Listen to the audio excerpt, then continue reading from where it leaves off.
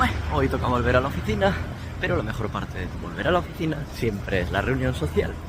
Y por eso hoy volveremos a comer ese delicioso ramen que podéis ver en uno de los vídeos pasados. Y ha sido ya desde... antes de diciembre, que no veo a mis compañeros y demás, porque en diciembre fue cuando tuve la Nomikai, de la Bonenkai, perdón, la fiesta de final de año. Y hoy, por fin, después de 2 meses, volveré a probar ese suculento ramen con esos fideos verdes que parecen matcha, pero no es matcha, es moringa, una raíz india que os invito a que busquéis porque está cojonuda. Y no hay muchos sitios que la vendan, la verdad. Pero bueno, espérame, sí, ya voy. Hala, nos vemos. Hacía tiempo que no subía vídeo, joder. Tendré que hacer un vídeo este fin de semana especial. Bye.